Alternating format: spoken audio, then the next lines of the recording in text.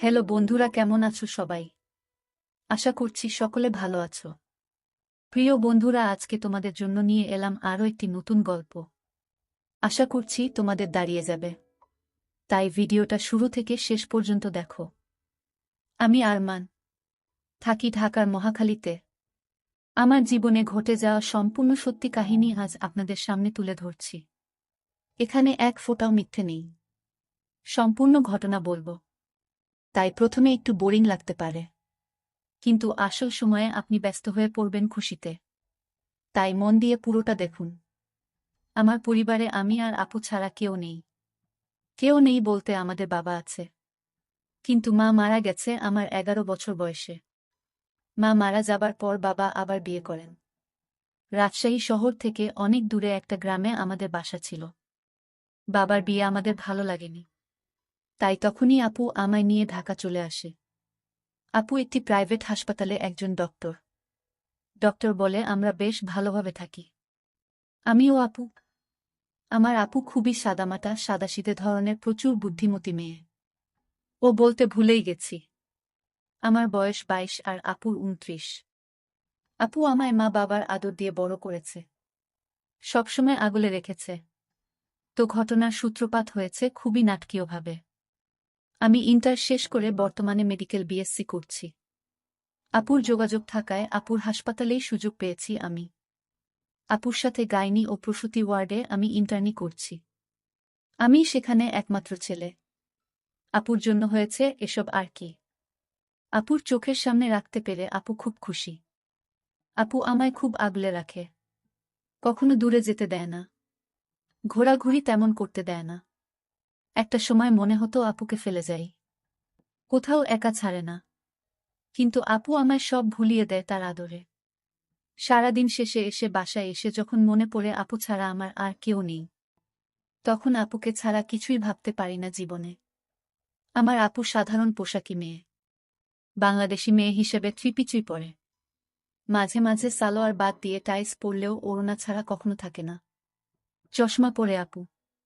অনেকে দেখলে সাবরিনার কথা মনে পড়ে যাবে তাদের। তবে আপুর চেহারায় সুইটনেস বেশি, যে কেউ দেখলে পাগল হতে বাধ্য। আপু বেশি টাইট ড্রেস না পরলেও তাকে সুন্দর লাগে প্রচণ্ড।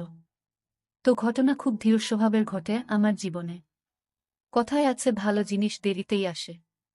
আমি সায়েন্স স্টুডেন্ট হওয়ায় শারীরিক সব সম্পর্কে জানা স্বাভাবিক। তার উপর মেডিকেল পড়ছি। তো একদিন হঠাৎ একটা ইমার্জেন্সি কেস এলো। একজন 19 বছর বয়সী মেয়ে জরায়ুর সমস্যায় ব্যথা নিয়ে এসেছে। তাকে এনে তাড়াহুড়ো করছে সবাই। সেদিন আবার নার্স ডাক্তার কম ছিল। তো আমাকে নিয়েই ওটিতে আপু ঢুকে গেল। সাথে আরও দুজন নার্স ছিল। আমরা সব ড্রেস পরে রেডি হয়ে ওটিতে যাই। আপু ঢোকার সময় বলল, আজ অনেক কিছু শেখার আছে, মনোযোগ দিয়ে খেয়াল করবি। যেই দেখি মেয়েটাকে শোয়ানো, খুব কান্না করছে। দুজন নার্স ওটি রেডি করছে। আমরা ঢুকতে আপু আগে মেয়েটার সামনে কপালে ছুঁয়ে দেখল। তারপর আমাকে বলল, ডক্টর আরমান, চেক হার পালস। আমি চেক করলাম, অনেক বেড়ে গেছে। সাধারণত এমন অবস্থায় অজ্ঞান করতে হয়। আপু গিভ হার এনেস্থিসিয়া। আমি এনেস্থিসিয়া রেডি করে হাতে দিতেই যাচ্ছি। এমন সময় আপু ধমক দিয়ে বলল, কি করছো এসব ডক্টর? পালস রেট বেড়ে গেলে হাতে দেওয়া যাবে না। Do it on her hip. আমি হা করে তাকিয়ে আছি আপুর দিকে। মেয়ে মানুষ, আমি কি করে দিব ভাবছি। তখন আপু আবার বলল, হারি আপ। আমি মেয়েটার দিকে তাকাতে মেয়েটা করুণ চেহারা নিয়ে আমায় দেখছে, যেন যা করি তাড়াতাড়ি করি। আপু আমায় তারপর দাঁড়িয়ে থাকতে দেখে একজন নার্সকে বলল এনেস্থিসিয়া দিতে। তখন এক সিনিয়র নার্স এসে আমার হাত থেকে এনেস্থিসিয়া নিয়ে ফিসফিস করে বলল, ভয় পেও না, দেখো। বলে সে মেয়েটার সালোয়ার নামিয়ে দিল। মেয়েটাকে দেখে ভালো উচ্চ পরিবারের মনে হচ্ছে। মেয়েটা কোনো বাধা দিচ্ছে তো নাই, উল্টো কোমর শূন্যে তুলে দিল যেন খুলতে সুবিধা হয়। প্রথমবার কোনো জীবিত মানুষ, তাও একটা মেয়েকে এমন দেখলাম। মেয়েটাকে নার্স আরও ঘুরিয়ে কাত করে এনেস্থিসিয়া দিয়ে দিল। এমন দেখে আমার বুক ধুকপুক করছিল। মেয়েটা এদিকে জ্ঞান হারিয়েছে। বাকি নার্স এসে দ্রুত আমায় অবাক করে দিয়ে মেয়েটার পুরো খুলে দিল। আমার খুব লজ্জা পাচ্ছিল। এমন সময় আপু আমার পাশে এসে দাঁড়াল। লাল চোখ করে তাকিয়ে আছে। মাস্ক পরে থাকায় চোখ ছাড়া কিছু দেখছি না। তখন আপু মেয়েটার সামনে গেল। আপু আমার দিকে তাকিয়ে বলল, কাম উইথ মি। আমি ৬ নং কেচি নিয়ে আপুর পাশে গেলাম। আপু তখন স্বাভাবিক গলায় বলল, দিস ইজ। এইভাবে শুরু হলো আমার শিক্ষা। আপু আঙুল দিয়ে ধরে সরিয়ে সরিয়ে দেখাচ্ছিল, ও একটা ক্যামেরা পাইপ হাতে নিল। আমি থমকে গেলাম। আপু এবার ধমক দিয়ে বলল, যদি কাজ করতে ভালো না লাগে বের হয়ে যান। আপনাকে পেশেন্টের শরীর চেনাতে আনিনি। আপনি এখনো স্কুল বয় নন। আমি সাথে সাথে আপুর কথামতো কাজ করি। আপু ইংরেজিতে আরও কিছু বলল। আমি বুঝতে পেরেছি আপু কি বলছে। বললাম, yes doctor, she is not virgin. আপু অনর্গল আমাকে বুঝিয়ে দিচ্ছে এসব। আর আমিও অপারেশনের বেশিরভাগ অনেকটা কাজ করে শেষ করি অপারেশন। শেষ সেলাইটা আমাকে দিয়েই করাই আপু। আমার হাত কাঁপছিল। কিন্তু আপু আমায় হাত ধরে শিখিয়ে দেওয়ায় আর ভয় করেনি শেষে। মুহূর্তের জন্য আপু আমার আপন বোন ভুলেই গেছিলাম। শেষ করতেই নার্সেরা পরিষ্কার করে পেশেন্টের এপ্রন পরিয়ে দিল। আমিও প্রথমবার এসব দেখলাম। আপু আর আমি মেয়েটার বিষয়ে মেডিকালি কথা বলতে বলতে বের হলাম ওটি থেকে। তখন মেয়েটার সামনে বাবা মা এলো। আপু খুব শান্তভাবে তাদের বুঝিয়ে বলল, সব ঠিক আছে। ওর অপারেশন সাকসেসফুল। তবে ওকে রিকভারি করতে 2 মাস সময় লাগবে। এখানে ভর্তি থাকতে হবে। এরপর সুস্থ। মেয়ের মা বলল, ওর কোনো সমস্যা নেই তো? আপু, না। তবে ওর ইনফেকশনের কারণে ওর ভার্জিনিটি অনেক আগেই নষ্ট হয়ে গেছে। খুব ভালো মেয়েও। ভাগ্য ভালো সামান্যতে সেরেছে। নয়তো এমন কেসে ক্যান্সার হয়ে যায়। আপনারা খুব দ্রুত বিয়ের ব্যবস্থা করবেন। ওনারা আশ্বাস পেল একথা শুনে। তবে আমি বুঝলাম আপু ওর ভার্জিনিটি নিয়ে মিথ্যে কেন বলল। সেদিন কাজ শেষে বাসায় ঢুকলেই আপু বলল, জলদি ফ্রেশ হয়ে আয় খেতে। আমি মনে মনে ভয় পাচ্ছিলাম। গোসলে ঢুকলাম। গোসল শেষ করে আমি বের হয়ে ড্রেস পরি। তো সেদিন তাই করি। বের হতেই সামনে আপু। আমরা দুজনেই কয়েক সেকেন্ড হয়ে দাঁড়িয়ে আছি। হঠাৎ সম্বিত ফিরতেই তোয়ালে দিয়ে ঢাকলাম ও আপু হুট করে পিছন ফিরে বিষয়টা চাপা দিতে বলল, এত সময় লাগে গোসল করতে? তাড়াতাড়ি আয় খেতে। বলেই আপু বেরিয়ে গেল। আমি দ্রুত দরজা লাগিয়ে বিছানায় বসে পড়ি। প্রচণ্ড লজ্জা লাগছে। আপুর সামনে এ অবস্থায় আমার বহিঃপ্রকাশ খুবই লজ্জাকর। আবার আপুর ডাক ডাইনিং রুম থেকে। আমি দ্রুত প্যান্ট শার্ট পরে নিচে নামলাম। আপু টেবিলে খাবার লাগিয়ে বসে আছে। আমি চেয়ারে বসলাম। লজ্জায় আপুর দিকে তাকাতে পারছি না। কিন্তু আমার আপু প্রচণ্ড বুদ্ধিমতী, তা আবার প্রকাশ করল।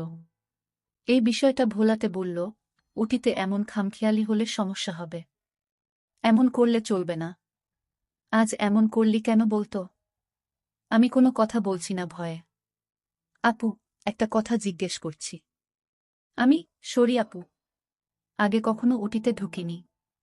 তার ওপর প্রথমবার কোনো মেয়েকে। বলেই চুপ করে গেলাম। আপু কিচ্ছুক্ষণ চুপ থেকে বলল, শোনো আমার দিকে তাকা।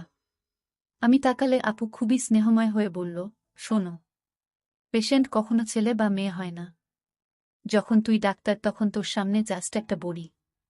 তখন তা তোর ওপর ভরসা করা একটা বড়ি। তুই অন্য কিছু না ভেবে কাজে মন দে। আরও অনেক কিছু আপু বুঝিয়ে দিল। সব কথা শেষে বলল, কোনো প্রশ্ন আছে? আমি, যদি কিছু মনে না করো তাহলে একটা কথা বলি। আপু, বল।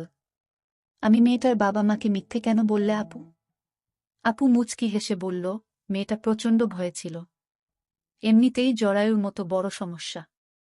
তার ওপর যদি এই সত্যিটা সামনে আসতো তাহলে খুব খারাপ হতো ওর জীবনে। একটা মেয়ের কাছে ইজ্জত সবচেয়ে জরুরি। আর ইজ্জত হারালে জীবন থাকার মানে নেই।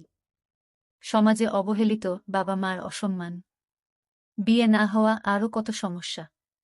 কিন্তু এখন বিষয়টাকে অসুস্থতাজনিত করে দিয়েছি বলে ওর ভবিষ্যৎ আর ঝুঁকিতে পড়বে না। বুঝেছিস? আমি, জি আপু। আপু কয়েক মুহূর্ত তাকিয়ে রইল আমার দিকে। এরপর কয়েকদিন আমার মনে হলো আপুর মনটা খারাপ। প্রায়ই আমার দিকে তাকায় ও মনটা ভারী করে ফেলে। একবার আমি বললাম, আপু, কি হয়েছে? তোমার মন খারাপ কেন? আমার কোনো কাজে তুমি বিরক্ত? আমি আর ভুল করব না আপু। প্লিজ আপু। আপু কথা না বলে আমায় অবাক করে হঠাৎই জড়িয়ে ধরল তার বুকে। আগে কোনোদিন আপু আমায় এমনটা করেনি। এই প্রথম এমনটা হওয়ায় যেমন অবাক ঠিক তেমনি মনে হলো পৃথিবীর সবচেয়ে শান্তির জায়গা পেয়েছি। দেখি আপু ঘন ঘন নিঃশ্বাস নিচ্ছে। হঠাৎ তখনই সেই মেয়েটার ড্রেসিং করাতে এলো। আমাদের এই বিষয়টা অবশ্য কেউ দেখেনি। আর দেখলেও সমস্যা হতো না। কারণ সবাই জানে আমরা ভাই বোন। ভাই বোন জড়িয়ে ধরা স্বাভাবিক। কিন্তু আমি চমক থেকে সরতে পারছি না। আমরা ওটি রুমে যেতেই আপু বলল, ডক্টর আরমান, আজ আপনি ড্রেসিং করবেন।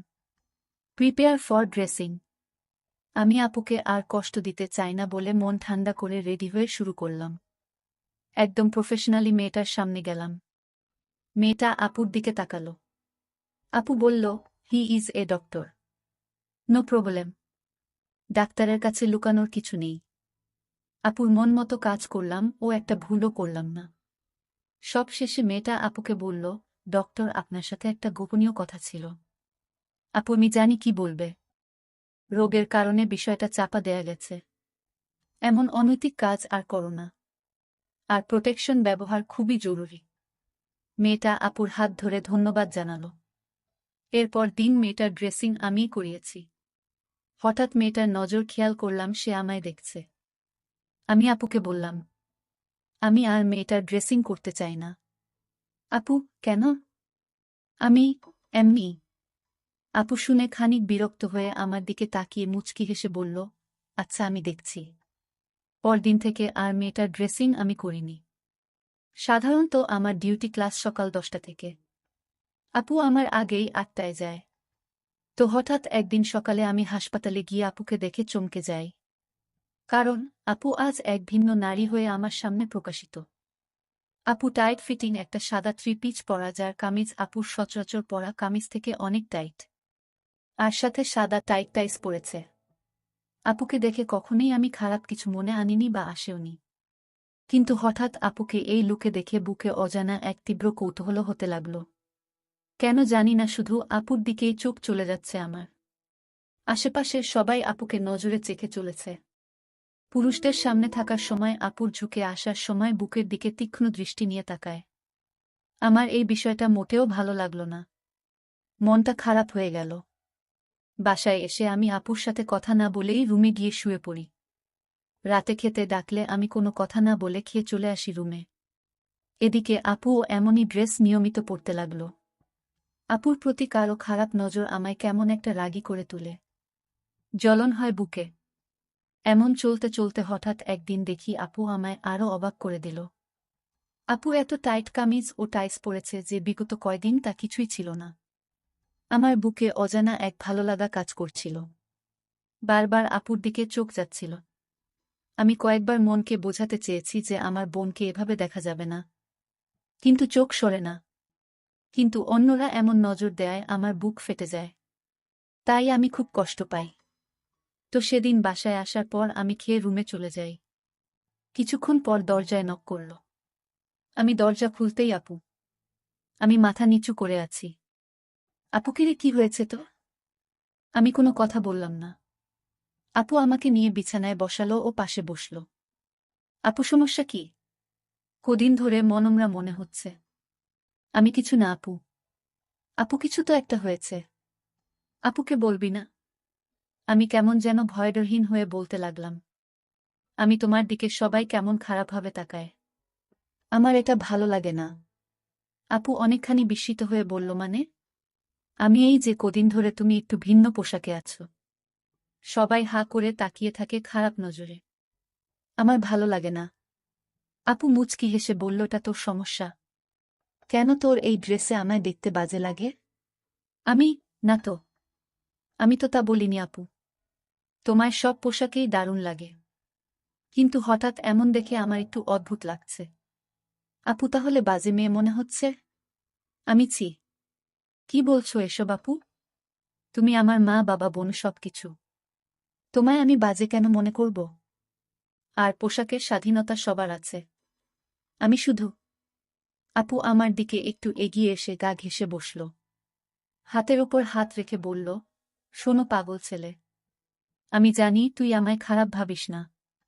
তোর মানসিকতা প্রশংসার যোগ্য। নারীদের সম্মান করিস দেখে ভালো লাগছে।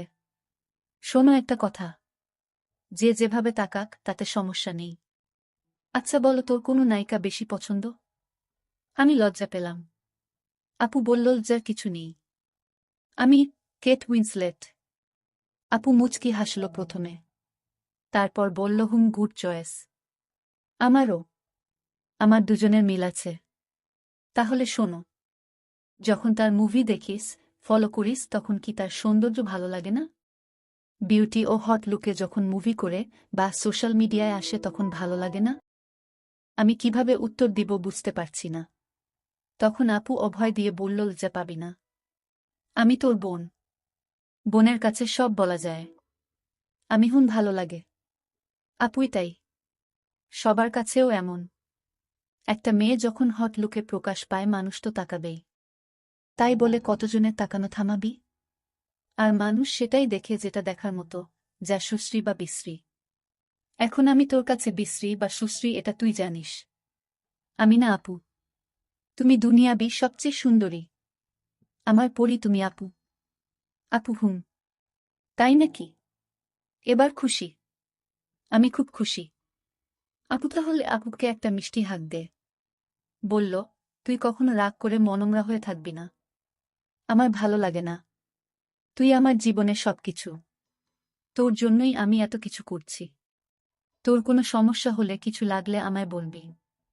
আমি সব পূরণ করব। আমি বুঝলাম আপু আমায় খুব ভালোবাসে।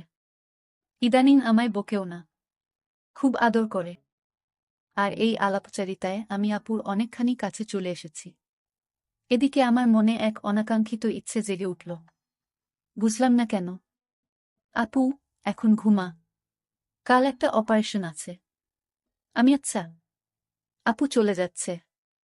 দরজায় গিয়ে হঠাৎই আপু ফিরে চেয়ে মুখে একরাশ হাসি নিয়ে বলল, আমার ভেজা বেড়ালটা এখনো খুবই কিউট। বলেই আপু চলে গেল। আমি বুঝলাম না ভেজা বেড়াল কেন বলল। হয়তো আদরে ডেকেছে। কিন্তু না, মনে হচ্ছে অন্য কিছু। আমি এটা নিয়ে চিন্তা করতে করতে পাগল। 1 ঘন্টা ধরে ভাবছি। ঘুম আসছে না। আপুকে জিজ্ঞেস না করলে ঘুম হবে না। এর আগেও পড়ার জন্য আপুকে রাত বেড়াতে ঘুম ভাঙিয়ে জ্বালিয়েছি। তাই আমি আপুর রুমে গিয়ে নক করলাম। সাথে সাথে ভিতর থেকে শব্দ এলো, আসছি। প্রায় 2 মিনিট পর আপু দরজা খুলল। আপু বল, কি বলবি? তুমি আমায় ভেজা বিড়াল বললে কেন? আপুর মুখে দুষ্টু হাসি। বলল, বুঝিসনি? আমি না, বলো না আপু। আপু গুনগুনিয়ে কিছু বলল। আমার আর বুঝতে বাকি রইল না আপু কিসের কথা বলছে। আমি সাথে সাথে লজ্জায় চলে এলাম ওখান থেকে। রুমে এসে খুব লজ্জা হচ্ছে। হঠাৎই মনে পড়ল আপুর কথা। আপু এমন দরজার ওপারে মাথা বের করে কথা বলল কেন, এটা ভাবতে লাগলাম। খেয়াল হলো আপু হাত বের করে দিয়েছিল। আপু তো সবসময় হাতাওয়ালা কামিজ পরে। আপুর হাত তো খোলা ছিল। তার মানে আপু। বিষয়টা মাথায় আসতেই খুব উত্তেজিত হয়ে গেলাম। চোখের সামনে আপুর লুকায়িত একটা কিছু ভাসতে লাগল। আবার নিজেকে খারাপ মনে হলো, কি ভাবছি এসব নিজের বোনকে নিয়ে। সারাটা রাত ঘুমাতে পারছি না। হঠাৎ অনলাইনে ঘাটলাম বোনকে নিয়ে এসব চিন্তা আসছে কেন এমন ভেবে। মনে মনে আপুর প্রতি একটা পবিত্র ভালোবাসার আগ্রহ জন্মেছে। কি করব বুঝতে পারছি না। নানান চিন্তা করতে করতে ঘুমিয়ে গেলাম। পরদিন সকালে ঘুম থেকে উঠে টেবিলে রাখা খাবার খেয়ে নিলাম, যা প্রতিদিন আপু তৈরি করে রেখে যায়। আমাকে কখনো জাগায় না আপু এত সকালে। হাসপাতালে গিয়ে আপুকে খুঁজতে লাগলাম শুধু। দেখতে খুব ইচ্ছে করছে। অন্য রোগীদের নিয়ে কাজ করছি, তখন হঠাৎ একজন নার্স এসে বলল, ডক্টর সুমনা আপনাকে অপারেশন থিয়েটারে যেতে বলেছেন। আমি অপারেশন গাউন পিপি পরে চলে গেলাম। দেখি আপু ও অন্যান্য নার্স। আজকে রোগী একজন 30 বছরের মহিলা, যার কোনো বেবি হচ্ছে না। তাই অপারেশন। আমাকে দেখেই আপু মুচকি হাসল, তা মাস্কের নিচেও বোঝা যাচ্ছে। আপু, গিভ হার এনেস্থিসিয়া। মহিলার দিকে তখন ভালো করে তাকালাম। সুন্দর বললেও কম হবে। আপুর বাইরে এমন সুন্দর খুব বেশি দেখিনি। যেহেতু প্রাইভেট হাসপাতাল তাই এখানে বেশিরভাগ বড়লোকের আগমন। তাই যারা আসে তারা মরান হয়। তাকে ঘুরিয়ে এনেস্থিসিয়া দিলাম, কিন্তু ঠিক মতো দেওয়া হলো না। আপু তবুও আজ কিছু বলল না। আগেও অনেকবার শিখিয়েছে আপু, এ পর্যন্ত প্রায় 25 জনকে দিয়ে। আমি অবাক হলাম বকা না খেয়ে। আজও আপু হাতে ধরে আমায় নিয়ে সকল কাজ শেষ করল। সেদিন বাসায় গিয়ে রাতে খাবার টেবিলে একটু ভয়ে ছিলাম, যদি আবার বকা দেয়। খেয়ে উপরে আসছি, তখন আপু বলল 10 মিনিট পর আমার রুমে আসিস। আপুর কণ্ঠ ভারী মনে হলো না, কিন্তু কেমন একটা ভয় কাজ করছে। আমি ঠিক সময়ে আপুর রুমে নক করলাম। আপু দরজা খুলতেই একটা ধাক্কা। আপুর ওড়না নেই। আপু, আয় ভিতরে আয়। দেখি আপুর বিছানায় একটা সিরিঞ্জ ও গ্লুকোজ টিউব। আমি, এগুলো কেন এখানে আপু? আপু, তোকে এতবার শিখিয়েও কোনো কাজ হচ্ছে না। আজ প্র্যাকটিস করবি। আমি, কিসে প্র্যাকটিস করব? আপু আমায় অবাক করে দিয়ে বলল, আমি আছি না, আমার ওপর ট্রাই করবি। আমি, পাগল হয়ে গেলে নাকি? আমি পারব না। আমি তোমাকেও ব্যথা দিতে পারব না। আপু, না, আমার ওপরেই করতে হবে। আমি আর কিছু বলতে পারলাম না ভয়ে। আমি আপুর হাতে দেওয়ার জন্য প্রস্তুতি নিচ্ছি। এমন সময় আপু বলল, আবার ভুল। আমি, কেন, কি হয়েছে? আমি, এখানে কেন? আমি, না হলে কোথায়? আপু, এতদিনে শিখাতে হবে কেথায় দিতে হবে। কোমরে দিতে হবে। আমি, এসব কি বলছো আপু? আমি তোমার গায়ে কেন হাত দিতে যাব? এক আপু বিছানা থেকে উঠে সব রেখে বলল, আচ্ছা তাহলে এরপর যেন আর ভুল না হয়। আপু কথাটা বলে সহজভাবে, কিন্তু একটা অসাফল্য প্রকাশ পেল কথায়। আমি রুমে গেলাম। আমার মনেও একটা আফসোস হলো। আপুকে এত ভালো লাগে। এমন একটা সুযোগ পেয়েও আমি মিস করলাম যেখানে আপু নিজেই সব সুযোগ করে দিচ্ছিল। পরদিন হাসপাতালে গিয়ে আপুর চেহারাটা একটু মলিন লাগছিল। একটা পেশেন্ট দেখছিলাম আমরা। হঠাৎ আপু অজ্ঞান হয়ে গেল। আমরা দ্রুত ইমার্জেন্সি ওয়ার্ডে নিয়ে প্রাথমিক চিকিৎসা দিলাম, কিন্তু আপুর জ্ঞান ফিরল না। দ্রুত বিভিন্ন টেস্ট করিয়ে দেখি আপুর কিডনি দুটা নষ্ট হয়ে গেছে। 1 ঘন্টার মধ্যে অপারেশন না করলে মারা যাবে। আমি প্রচণ্ড ভয় পেয়ে যাই, কিন্তু ভাগ্য ভালো একজন ডোনার পেয়ে যাই। অপারেশনে আমি সিনিয়র ডাক্তারকে বলে আমিও থাকার অনুমতি নিলাম, কারণ ডাক্তার তার নিজের লোকের অপারেশন করতে পারবে না। কারণ আপুর জন্য আমার খুব ভয় হচ্ছিল। আমি রেডি হয়ে অপারেশন শুরু হলো। নার্স এসে বলল, ডক্টর ম্যামের খুব ইচ্ছা ছিল আপনি এনেস্থিসিয়া ভালোমতো দেয়া শিখবেন। তার উপর ট্রাই করুন আপনি। ওটিতে আমি ছাড়া আর কোনো পুরুষ নেই। আমার এ সময়ে আর কোনো লজ্জা বা উত্তেজনা ছিল না। আপুকে বাঁচাতে হবে। আমি আপুর এপ্রন তুলে এনেস্থিসিয়া দিয়ে দিই। আপুর কিডনি দুটো বের করা হলো। কিডনি বের করার পর ডোনারের জন্য অপেক্ষা করছি। এমন সময় নার্স বলল ডোনার পালিয়ে গেছে। সাথে সাথে মাথা নষ্ট হয়ে গেল। কি করব বুঝতে পারছি না। ডক্টর রূপা বলল, আর মাত্র 40 মিনিটের মধ্যে অপারেশন না হলে বাঁচানো সম্ভব না। আমি এক মুহূর্ত দেরি না করে বললাম আমার রক্তের গ্রুপ 1 আপুর সাথে। আমি কিডনি দিব। ডক্টর রূপা, তোমার এই বয়সে এটা বড় ডিসিশন। ভেবে দেখো। তোমার আপু জানলে আফসোস করবে এটা নিয়ে। তোমার বাবা হওয়ার চান্স 1% থাকবে। আমি আর কোনো ভাবাভাবি নেই। আমার জন্য আমার বোন সবচেয়ে বড়। তার চেয়ে বেশি কোনো ডিসিশন হতে পারে না। আপনি শুরু করুন। আমি জীবনে আপুকে ছাড়া আর কিছুই চাই না। আমি সাথে সাথে নিজেই এনেস্থিসিয়া নিয়ে অজ্ঞান। চোখ মেলে দেখলাম আমাদের অপারেশন হয়েছে, কিন্তু আপুর জ্ঞান আমার আগে ফিরেছে। আমার বয়স হিসেবে আমি সইতে পারিনি বলে এমন হয়েছে। প্রায় 3 মাস কোমায় থাকার পর আমার জ্ঞান ফিরেছে। আপুর জ্ঞান আরও আগেই ফিরেছে ও সুস্থ। অলরেডি কাজও শুরু করে দিয়েছে। আমার জ্ঞান ফিরেছে শুনে আপু দৌড়ে এলো আমার কেবিনে। একজন নার্স ছিল ওখানে। আপু ঢুকেই থমকে গেল আমায় দেখে। আমিও চমকে গেলাম আপুকে দেখে। আগের মতো ঢিলেঢালা পোশাকে, কিন্তু বিবর্ণ মুখ আপুর। যেন সব হারিয়ে অসহায়। আপু গম্ভীর হয়ে বলল, নার্স, তুমি এখন যাও। আমি দেখছি যা করার। নার্স চলে গেল। আপু আমার দিকে এগিয়ে আসছে। আমি, আপু তুমি সুস্থ হয়ে গেছ? কথাটা শেষ করার আগেই এক কষে থাপ্পড় পড়ল আমার গালে। আপু, খুব বড় হয়ে গেছিস তাই না? খুব দায়িত্ব হয়ে গেছে। কে বলেছে এসব করতে? আমি, সরি আপু। আমি তোমাকে হারাতে চাইনি। তুমি ছাড়া আমার কে আছে বলো? তোমার কিছু হলে আমার কি হতো? আপু, তাই বলে একবারও চিন্তা হলো না নিজেকে নিয়ে? কিছু হয়ে গেলে? আমি, তুমি না থাকলে আমার থেকে কি লাভ বলো আপু? আপু আমার বুকে গালে থাপ্পড় মেরে কাঁদতে কাঁদতে বুকে জড়িয়ে ধরল। আমি বসা ছিলাম বিছানায় আর আপু দাঁড়ানো। শুধু ভাই বোনের মমতাময়ী ভালোবাসা ছিল। আমি আপুর চোখের পানি মুছে দিলাম। আপু, তুই কেন এত বড় ডিসিশন নিলি বলতো? তুই জানিস এর পরিণাম কি হতে পারে? আর তুই আজ 3 মাস পর জেগেছিস জানিস? আমি, তুমি না বলো সেবাই ধর্ম। যেখানে আমার ঈশ্বর নেই সেখানে আমার কি কাজ? তুমি ছাড়া আমার অস্তিত্ব নেই আপু। আমি আমার পরিণাম জানি। তুমি ছাড়া আমার কোনো পরিণাম নেই। আমি তোমায় ছাড়া বাঁচতে পারব না। তুমি এসব নিয়ে ভেবো না। আর বকো না প্লিজ আমায়। এখন তো আমি রোগী তাই না? এখন তো তোমার ইন্টার্নি নই আমি তাই না? আপু আমার রসিকতা শুনে আবার জড়িয়ে ধরে বলল, আর জীবনেও তোমায় আমি বকা দিব না।